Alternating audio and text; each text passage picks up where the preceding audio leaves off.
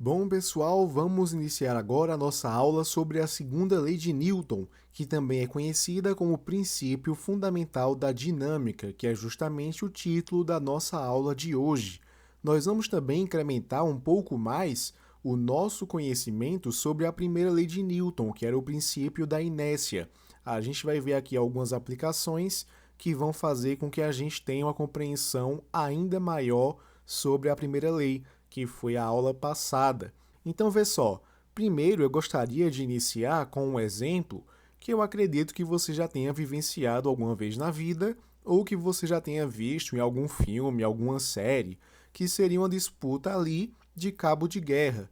Geralmente a gente tem duas equipes, né? Aqui eu coloquei dois bonequinhos, mas fica uma equipe na esquerda e uma equipe na direita.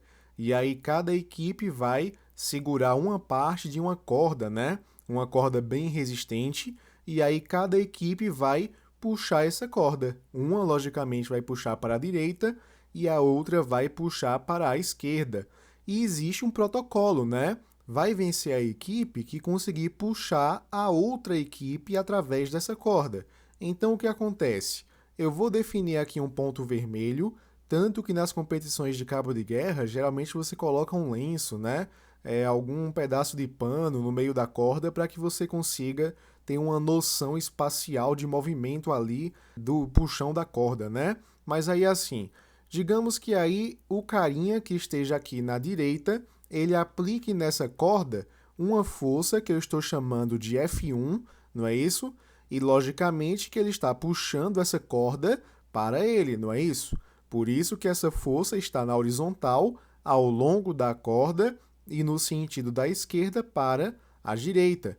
Já o carinha que está na esquerda, para que ele possa vencer, ele vai puxar a corda na direção dele. Então aqui a gente também tem uma força na horizontal, só que dessa vez a gente tem uma força orientada da direita para a esquerda. Pela representação vetorial que a gente colocou aqui no quadro, qual você acha que vai ser o bonequinho vencedor? Ora, logicamente, como a gente tem aqui duas forças que estão na mesma direção, que seria a horizontal, só que aqui a gente tem sentidos opostos, a força resultante que a gente aprendeu a calcular lá na primeira aula vai ser dada pela diferença entre os módulos dessas forças, não é isso? Nesse caso, F1 menos F2. Por exemplo, se a gente dissesse que esse F1 vale 6 newtons e a gente dissesse que esse F2 vale 2 newtons, qual seria a força resultante? Ora, a força resultante seria F1 menos F2, então 6 menos 2, a gente teria aqui 4 newtons. Logicamente que esses 4 newtons serão orientados para a força de maior módulo, não é isso? Então a gente vai ter uma força resultante para cá, numa retinha, né? Uma força resultante para cá, cujo módulo vale esses 4 newtons que nós acabamos de descobrir. Então o vencedor vai ser o carinha da direita. A gente vai ter uma força resultante orientada para ele. Ora, se o carinha que está na direita consegue imprimir uma maior força e, portanto, a força resultante está orientada para ele, quais são os efeitos que a gente vai observar nesse carinha? A gente vai observar o efeito da alteração do estado de movimento. Digamos que esse carinha estivesse inicialmente em repouso em relação ao solo. Depois que a gente teve essa competição e a gente teve uma força resultante ali para a direita, a gente vai ter uma alteração no estado de movimento, que seria antes o repouso, e agora a gente vai ver um deslocamento dele para a direita. Então a gente alterou o estado de movimento. Ele foi ali para a direita, né? Eu consigo voar, beleza? I believe I can fly. Ele está lá indo para a direita. E eu quero que você perceba algo bem interessante. Se antes ele estava em repouso, qual era a velocidade dele em relação ao solo? Era zero, não é isso? Mas se agora a gente percebeu que ele está se deslocando no espaço, qual é a velocidade dele? É alguma coisa diferente de zero. Então eu tinha uma velocidade que era nula e eu consegui acelerar esse corpinho. Ou seja, eu fiz com que a velocidade dele variasse. Se a gente teve variação da velocidade, a gente teve aqui o que a gente chama de aceleração. Então quer dizer que quando a gente aplica uma força num corpo e a gente percebe que esse corpo alterou o estado de movimento, quer dizer que esse corpo foi acelerado. Ele teve uma variação na velocidade.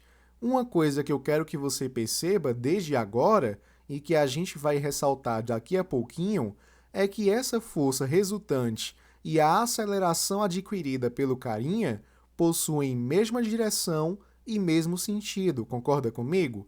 Ambos os vetores que a gente observa nessa figura estão na horizontal e apontam para a direita.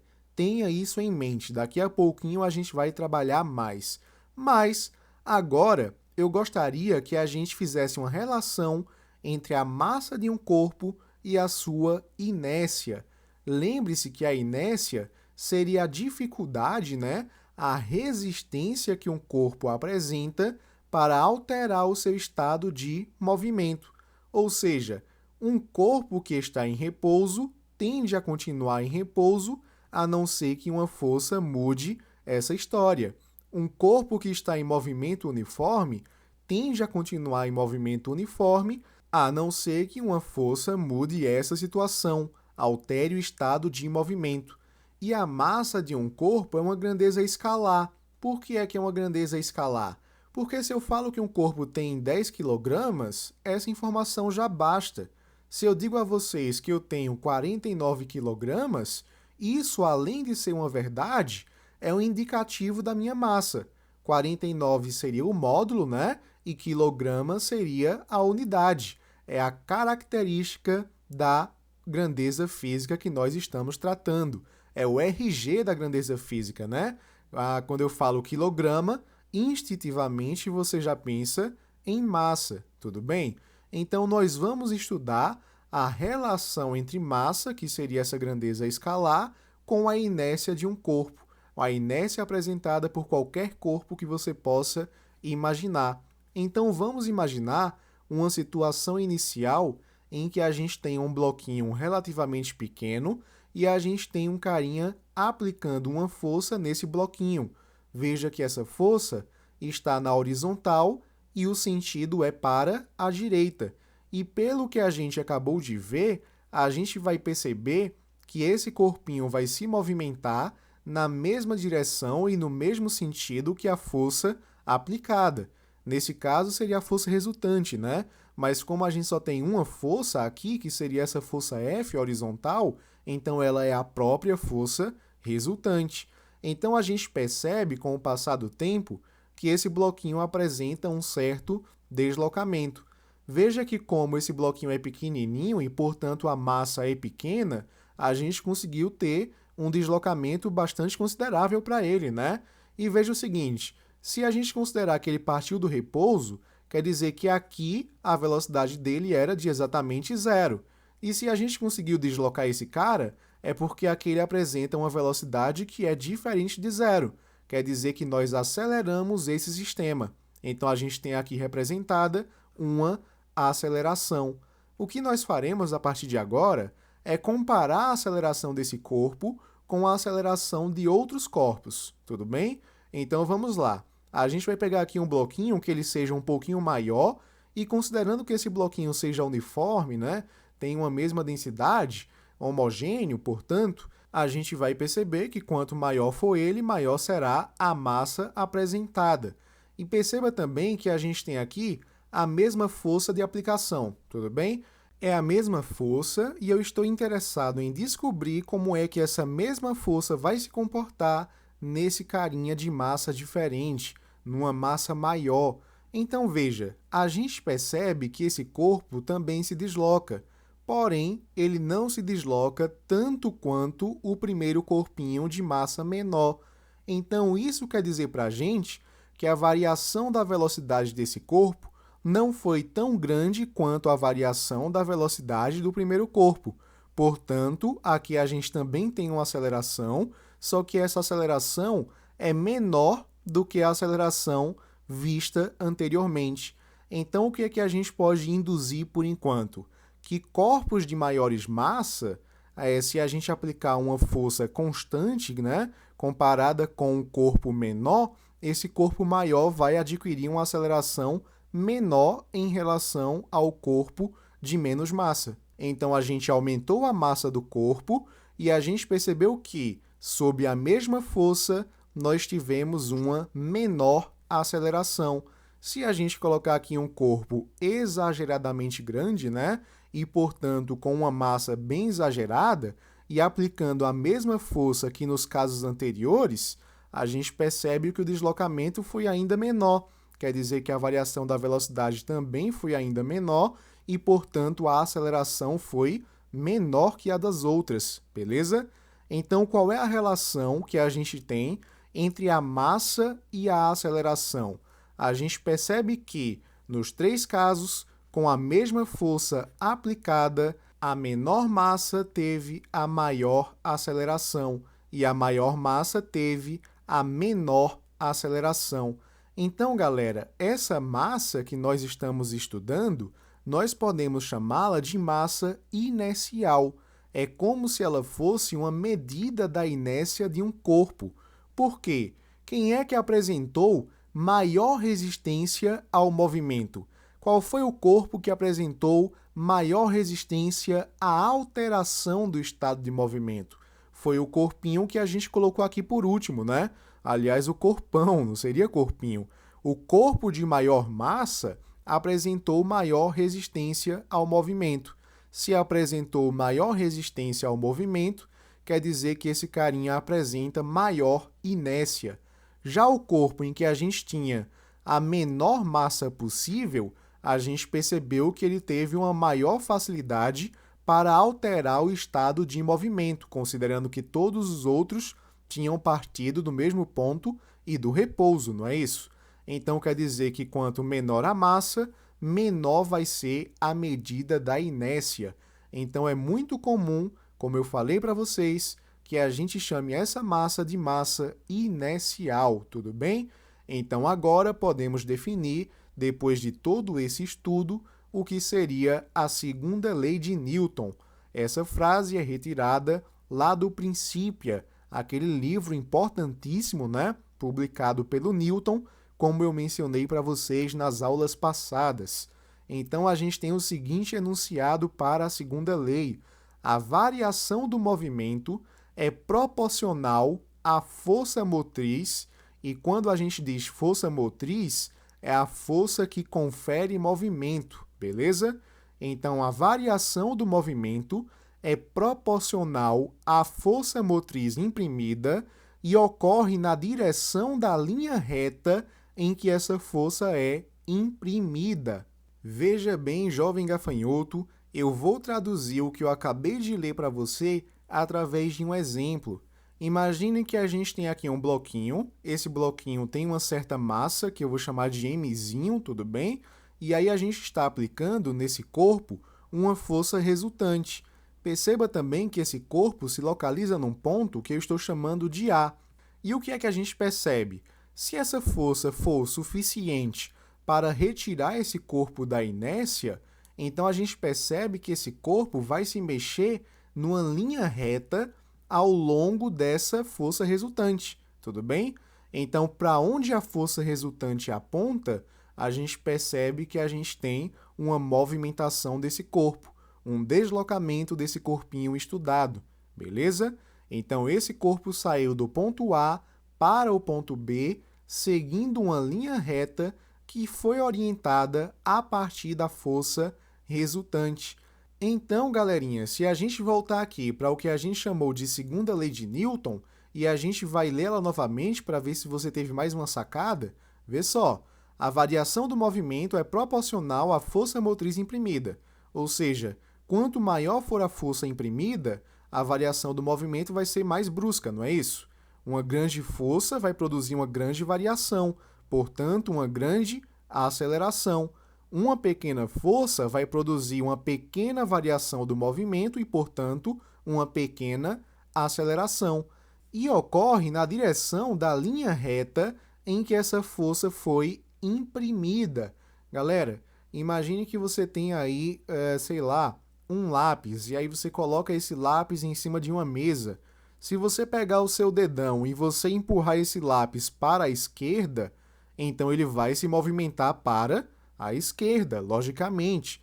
É isso que a segunda lei quer dizer para a gente.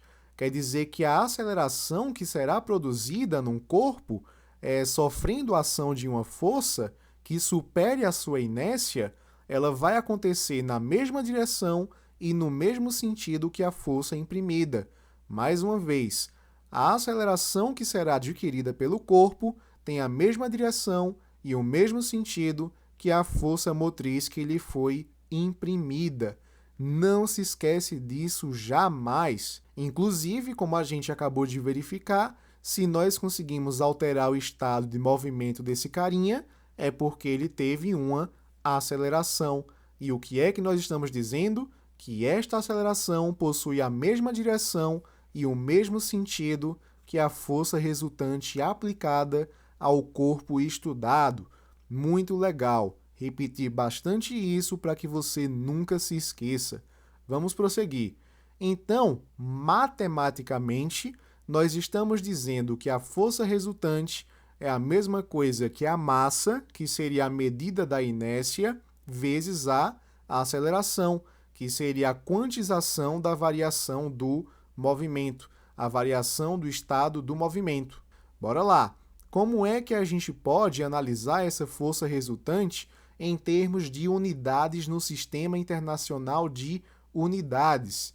A gente acabou de ver que força é massa vezes aceleração. Só que no Sistema Internacional, a medida de massa é quilogramas. E a medida de aceleração, como nós estudamos desde a cinemática, é metros por segundo ao quadrado. Essa unidade aqui, aliás, essas unidades combinadas, quilograma vezes metro por segundo ao quadrado, é o que a gente chama de Newton, tranquilo? Então quer dizer que 1 Newton seria a mesma coisa que a gente pegar um corpo de 1 quilograma e fazer ele se movimentar a uma aceleração de 1 metro por segundo ao quadrado. Você aplica uma força num corpo de 1 quilograma, logicamente, e ele adquire ali uma aceleração de 1 metro por segundo ao quadrado. Isso é 1 Newton. Então dá para ter uma ideia agora, mais ou menos, do que significa dizer 1 Newton, 5 newtons, 10 newtons, belezinha? Bora lá. Então vê só, uma coisa interessante que a gente pode fazer é olhar para a segunda lei e fazer aplicações à primeira lei, que é o princípio da inércia. Por exemplo, a gente viu que a gente tem dois tipos de equilíbrio de acordo com o princípio da inércia. Tem o equilíbrio estático, que a gente usa para o repouso, né? E tem também o equilíbrio dinâmico, que é quando a gente tem o movimento retilíneo uniforme, ou seja, a velocidade é constante, não muda ao longo do tempo. Vamos olhar para o primeiro caso, né? Vamos olhar aqui para o equilíbrio estático. Galera, uma conclusão que a gente viu no princípio da inércia é que para que um corpo mantenha a sua inércia, a força resultante aplicada a ele precisa ser igual a zero. Tudo bem? Qual é a fórmula que a gente tem aqui, pessoas? A gente sabe que força resultante é massa vezes aceleração. É o que nós acabamos de estudar aqui na segunda lei, no princípio fundamental da dinâmica. Veja, esse corpo possui uma certa massa, logicamente, mas se a velocidade dele vale zero, quanto é que vale a aceleração dele? Lembre que a aceleração é variação da velocidade sobre a variação do tempo. Se a velocidade é sempre zero, então a gente não teve variação da velocidade. Então vai ser zero sobre ΔT, que tem que ser igual a zero. Então massa vezes zero é igual a zero. Então a força resultante é nula. Então a gente consegue provar que para o equilíbrio estático, realmente a gente tem uma força resultante igual a zero. Podemos fazer a mesma coisa com o equilíbrio dinâmico. Então, mais uma vez, a força resultante vai ser igual a massa vezes a aceleração. Logicamente que esse asteroide é o exemplo que a gente viu na aula 2, ele possui uma certa massa. Mas será que ele possui aceleração? Vê só, o movimento é retilíneo, uniforme. A velocidade é constante. A aceleração é variação da velocidade sobre a variação do tempo. Então, veja, se a velocidade é constante, não importa para qual trecho eu analise, A velocidade final sempre vai ser igual à velocidade inicial. Então, quer dizer que esse ΔV, mais uma vez, vale zero. Então, zero por ΔT, a aceleração é nula. Mais uma vez, força resultante é massa vezes a aceleração é zero, massa vezes zero é zero. Então, a nossa força resultante realmente é igual a zero para as condições de equilíbrio, seja o equilíbrio estático, seja o equilíbrio dinâmico. Vamos agora ver uma questão interessante para que nós possamos nos acostumar com a aplicação do princípio fundamental da dinâmica. Um corpo de massa 4 kg, aqui está a massa, não se esquece dela, vai ser importante, está em movimento retilíneo uniforme com velocidade de 6 metros por segundo. Podemos afirmar que a resultante das forças sobre o corpo tem intensidade igual a... Galerinha, pensa comigo. Força resultante nós acabamos de calcular como massa vezes a aceleração. Qual é o dado importante nesse enunciado? É que a velocidade é constante, porque o movimento ele é retilíneo uniforme. Se a velocidade é constante, a gente tem aceleração? Não.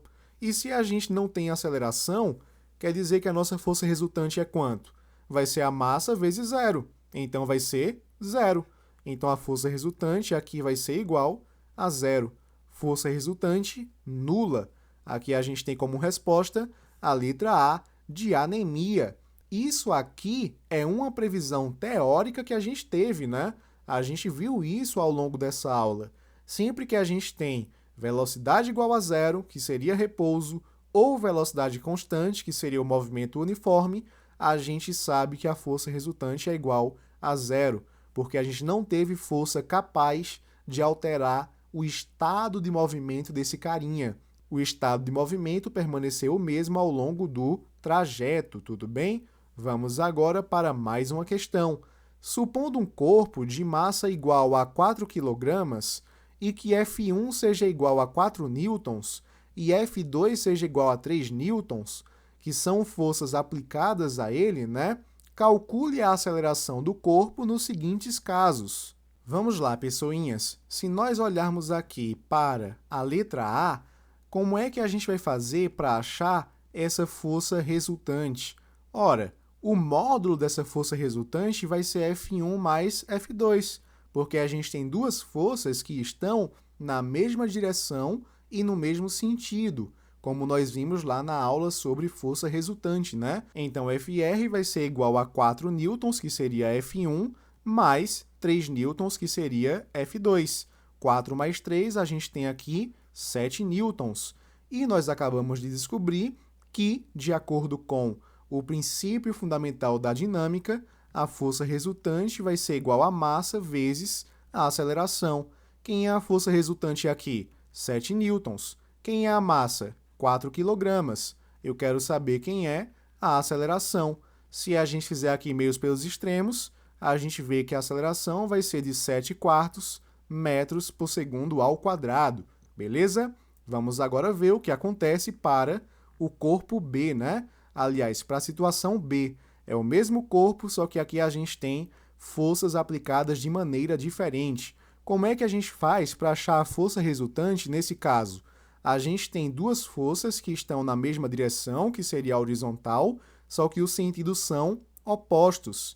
Então, a gente pega a subtração dessas forças, né? Para achar o módulo da força resultante. Então, aqui a gente teria F1 menos F2. Só que F1 vale 4 e F2 vale 3 newtons. 4 menos 3, a gente tem aqui 1 newton apenas, beleza? Então, mais uma vez, força resultante é massa vezes a aceleração. É a segunda lei de Newton, né?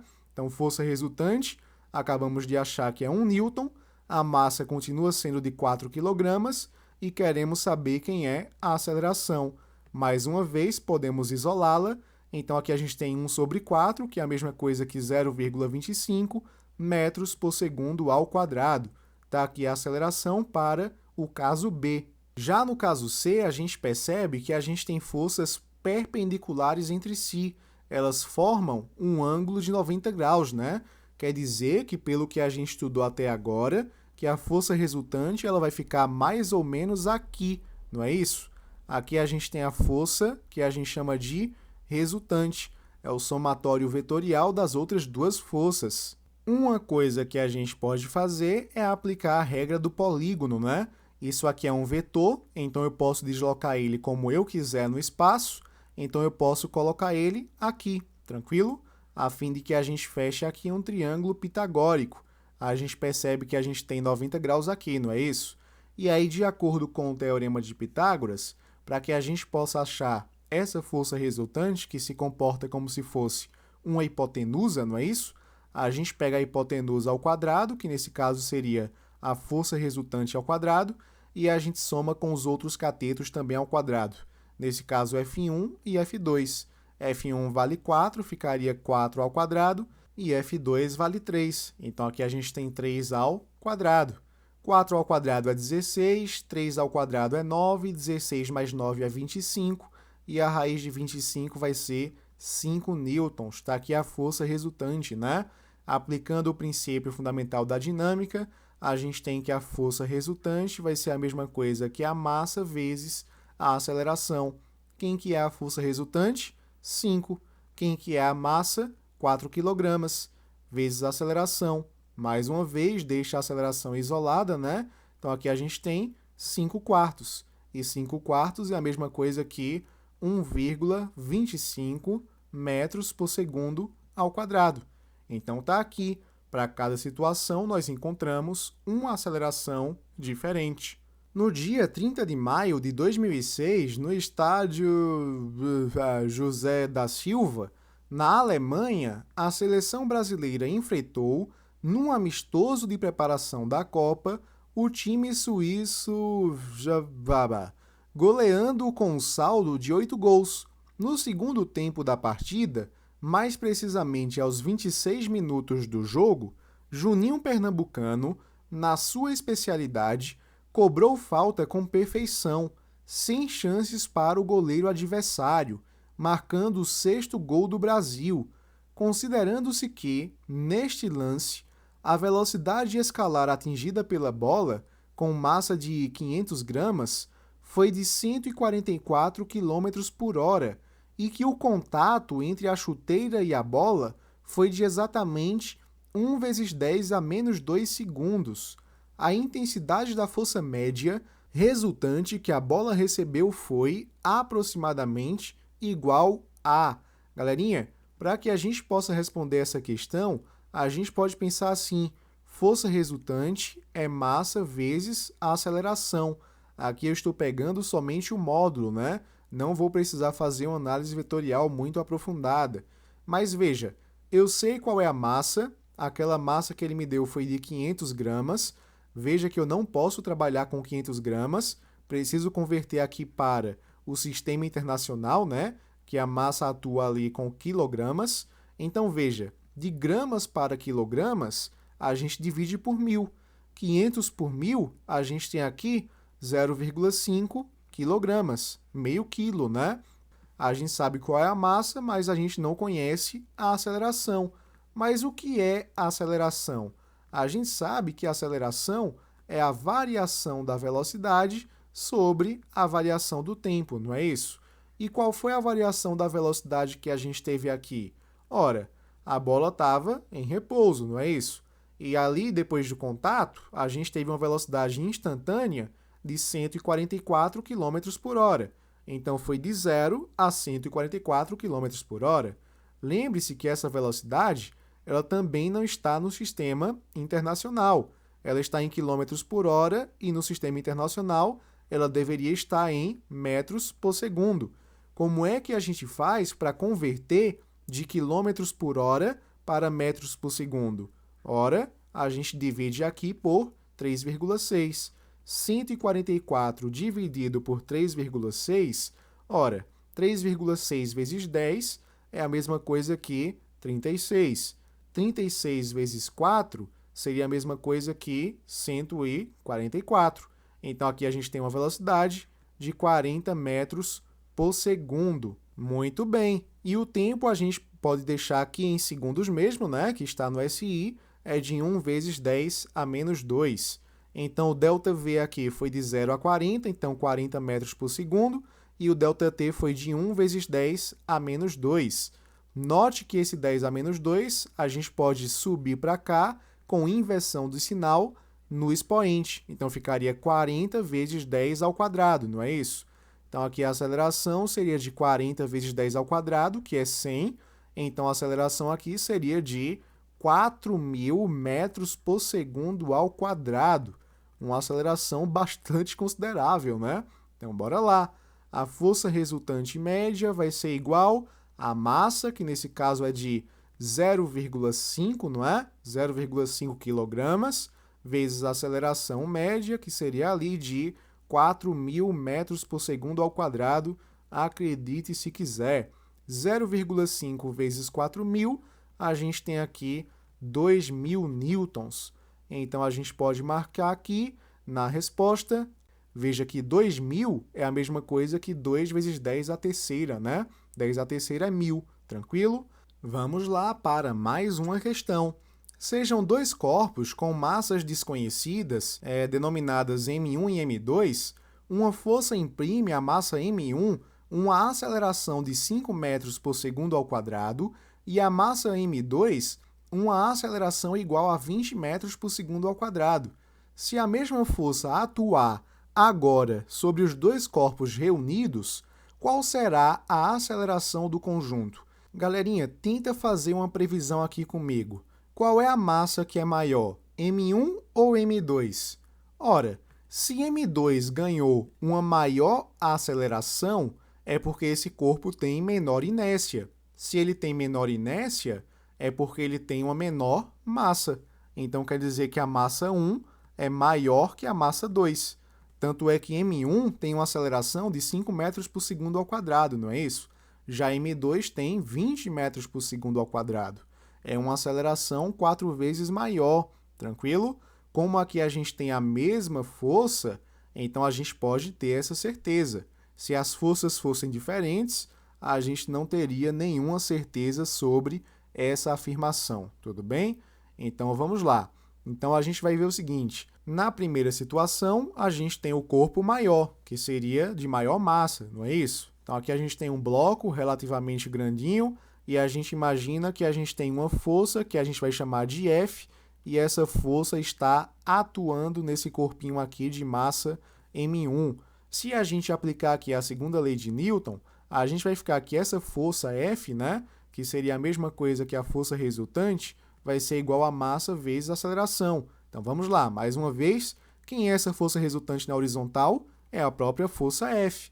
Então, F tem que ser igual a M1, nesse caso, vezes a aceleração de 1, sendo que a aceleração, no caso de 1, seria aqui de 5 metros por segundo ao quadrado. Então, F a gente pode dizer que vai ser a mesma coisa que 5m1. Guarda essa expressão aqui por enquanto, tá? Se a gente olhar agora para a segunda situação, na segunda situação a gente tem o corpo que vai adquirir maior aceleração. Se ele vai adquirir uma maior aceleração, quer dizer que ele tem menos inércia, então ele é um corpo menorzinho, não é isso? Tem uma massa menor.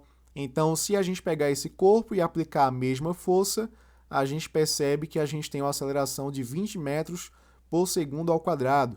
Mais uma vez, força resultante é massa vezes aceleração. Como a única força na horizontal é a força F, então essa força é a nossa força resultante. Aqui seria a massa 2, e a aceleração aqui é de 20 metros por segundo ao quadrado. Quer dizer que F também é igual a 20 vezes m2. A gente pode guardar essa informação aqui por enquanto. Galerinha, qual é a informação que a gente pode ter? Quando a gente pegou aqui em 1, a gente viu que F era igual a 5m1. Já que em 2, F é igual a 20m2. Então, bora lá. F é igual a F, não é isso? Então, quer dizer que 5m1 tem que ser igual a 20m2. Se a gente faz meios pelos extremos, a gente pode jogar esse 5 lá para baixo. Então, m1 tem que ser igual a 20 dividido por 5 vezes m2. Só que 20 por 5 é a mesma coisa que 4. Então, a gente teria aqui 4m2. Ou seja, a massa 1 é 4 vezes a massa 2. E como a gente tinha previsto pela teoria, a massa 1 é maior que a massa 2. Nesse caso, 4 vezes maior. Interessante, né? Então, bora lá. A gente pode agora aplicar essa informação à nossa última situação. Se a gente olha para o enunciado, ó, se a mesma força atuar, ou seja, a mesma força F, agora sobre os dois corpos reunidos, qual será a aceleração do conjunto?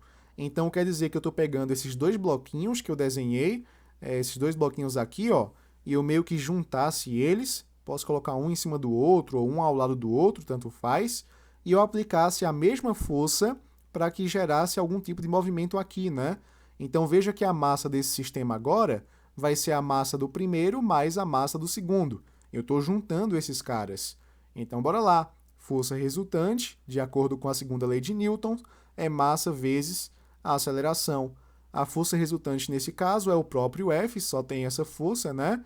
A massa aqui vai ser m1 mais m2, e a aceleração é o que a gente precisa descobrir, não é isso?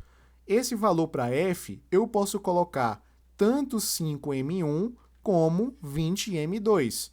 Bora pegar aqui esse 20m2 e aí ver como é que a gente precisa trabalhar. Então, ficaria aqui 20m2 tem que ser igual.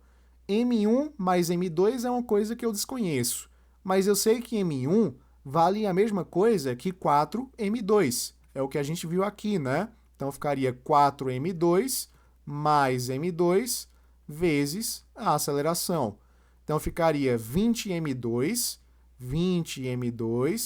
tem que ser igual a 4M2 mais M2, que é a mesma coisa que 5M2, vezes a aceleração. M2 de um lado, M2 do outro, a gente pode eliminar, então quer dizer que a aceleração vai ser a mesma coisa que 20 dividido por 5, ou seja, a aceleração seria igual a 4 metros por segundo ao quadrado. Tá? Aqui é a nossa resposta, não tem alternativa, então a aceleração é igual a 4 metros por segundo ao quadrado. Note também que esse resultado é bonito porque ele é inferior ao que a gente viu na situação 1, que era de 5 metros por segundo ao quadrado, né? E também a situação 2, que seria de 20 metros por segundo ao quadrado.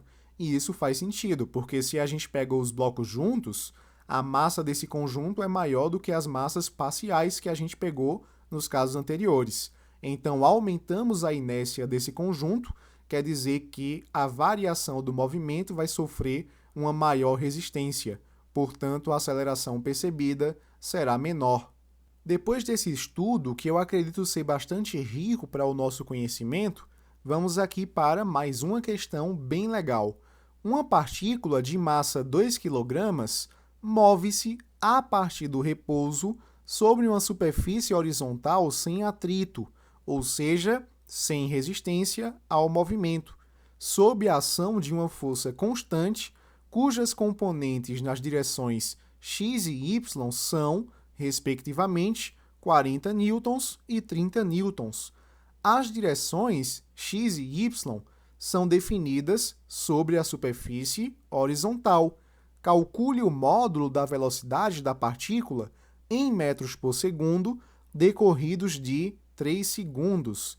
Galerinha, perceba bem, quando a gente aplica uma força em determinado corpo e a gente percebe que esse corpo se movimenta, né, se desloca, esse corpo está variando a velocidade.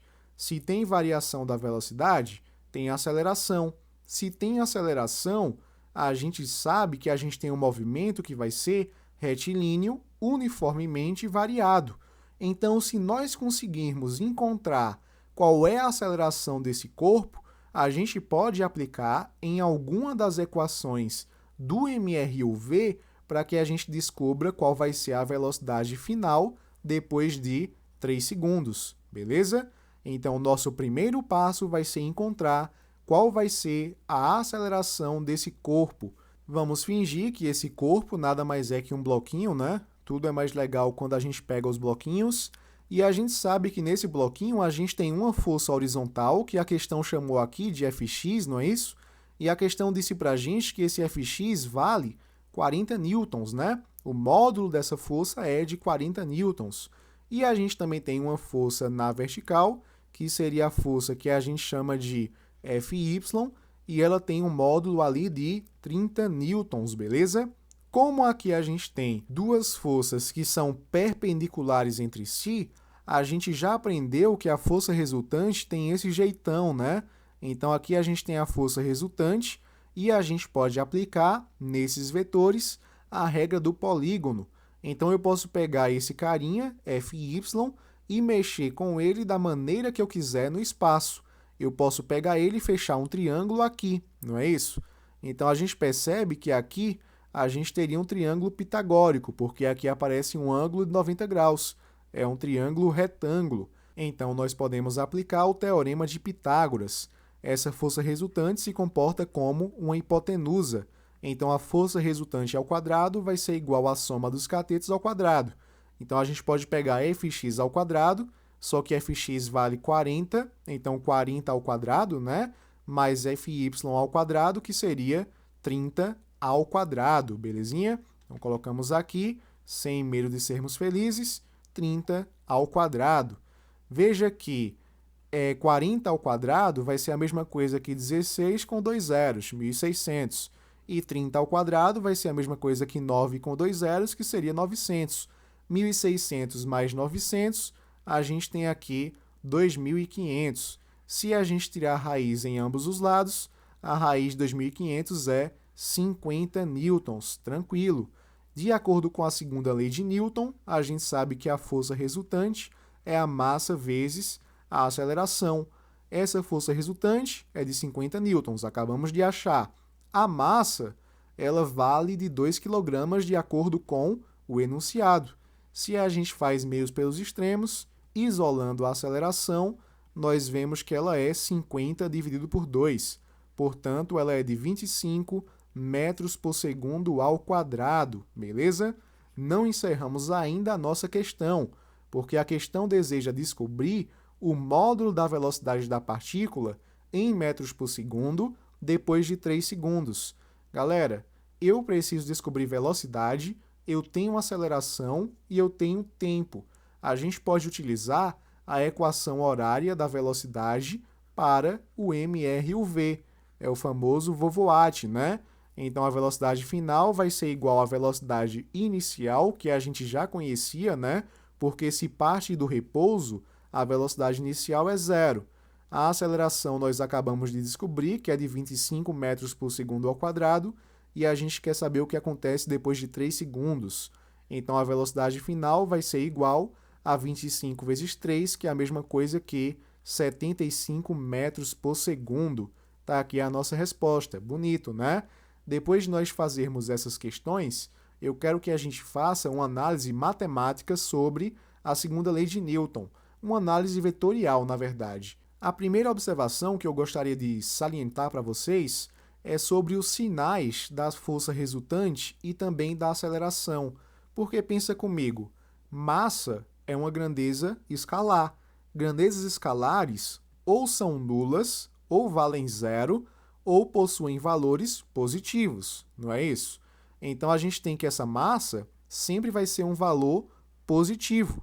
Galera, isso é bem interessante porque a gente pode chegar a uma conclusão bacana a partir disso, que seria o seguinte: se essa aceleração ela for positiva, então a gente vai ficar aqui, ó, mais com mais, quer dizer que a gente tem aqui uma força resultante também positiva.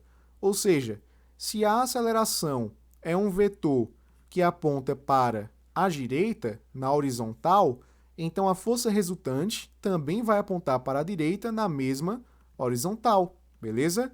Isso aqui, galera, dizer que a aceleração e a força resultante possuem o mesmo sinal em termos de vetores, quer dizer que eles possuem a mesma direção e o mesmo sentido nesse caso, tá? Então veja bem, a massa, como eu falei para vocês, é sempre positiva. Se a aceleração for considerada um vetor negativo, então a força resultante também vai assumir um sinal negativo. Por quê? Porque mais com menos é menos. Então aqui, veja só, se a gente tivesse aqui uma aceleração que invertesse o sentido, né? E aí ela ficasse aqui para a esquerda, então a força resultante também teria essa inversão de sentido e apontaria para a esquerda, tá? Então, essa análise de sinais chega numa conclusão que a gente já tinha feito, que força resultante e aceleração vão apontar na mesma direção e no mesmo sentido, tá legal? Outra coisa que a gente pode definir a partir de agora, que eu não havia definido na aula de vetores, porque como a gente não tinha nenhum exemplo palpável ainda, não fazia sentido falar sobre essa situação, é a multiplicação de um vetor por um escalar. Por exemplo, a aceleração, ela está aqui representada, esse vetor verdinho, tá? Está aqui a aceleração, mas quando a gente pega força resultante, a gente pega massa vezes a aceleração, supondo que essa massa aqui tenha um valor superior a 1 kg, tá? Sendo superior a 1 kg, a gente percebe que esse vetorzinho aqui é maior, tá? Se a gente tivesse um valor entre 0 e 1 kg, aí a gente teria valores inferiores aqui para esse vetor. Daqui a pouquinho eu explico isso. Mas vê só, massa vezes aceleração é um novo vetor, não é isso? E que vetor é esse? É o vetor da força resultante.